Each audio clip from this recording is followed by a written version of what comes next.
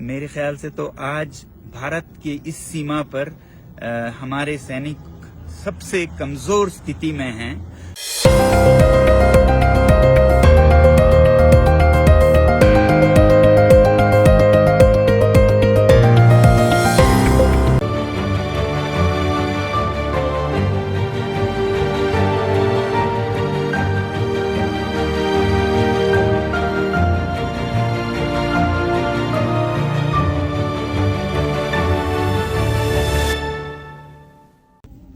नमस्कार जूले, ये आज मेरा चौथा दिन शुरू हो रहा है अनशन का और खुले आसमान में तापमान यहाँ पर -16 के करीब था। आप देख रहे हैं ये जो गिलास पानी से भरा था ये पूरा जम गया है और इस गिलास में तो एक विज्ञान का अनुसंधान हो गया है। ये भरा हुआ था कल रात को, अब ये उठकर ऊपर हो गया है, यानी कि जमने पर पानी का परिमाण वॉल्यूम बढ़ जाता है। इससे दिखता है टेबल पर जो पानी गिरा वो सब जम के ऐसा हो गया है।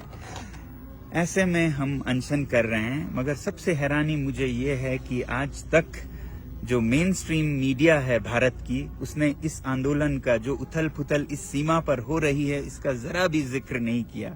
सीमा पार से एक सीमा हैदर आती हैं तो उन पर सैकड़ों घंटे चर्चा होती है, मगर भारत चीन और पाकिस्तान के सीमा पर लद्दाख, इस पर जीरो चर्चा है। आपको पता है, मेरे ख्याल से तो आज भारत के इस सीमा पर हमारे सैनिक सबसे कमजोर स्थिति में हैं, क्योंकि यहाँ पर सबसे बड़े लड़ाकू माने जाते हैं लद्दाख स्काउट्स, सिख रेजिमेंट्स और गुरखा रेजिमेंट्स। आज लद्दाख के सैनिकों का मनोबल टूटा है, ठेस पहुंचा है, क्योंकि लद्दाख को न लोकतंत्र दिया गया है न संरक्षण। और दूसरी तरफ सिख सैनिकों का मनोबल भी कमजोर है, क्योंकि जो पंजाब में आंदोलन हो रहे हैं उसका असर उन पे भी पड़ता है।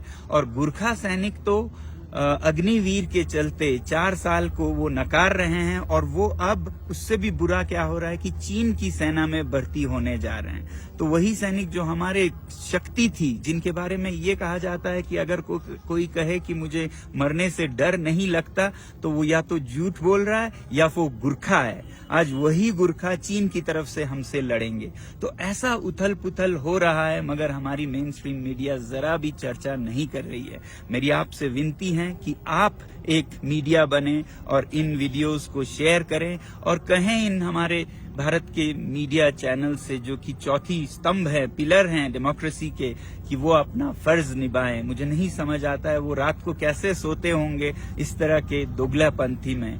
मुझे उम्मीद है कि आप सब लद्दाख का समर्थन करेंगे, भारत की सीमा की सुरक्षा का समर्थन करेंगे, क्योंकि लद्दाख के संरक्षण में ही भारत की सुरक्षा है। धन्यवाद।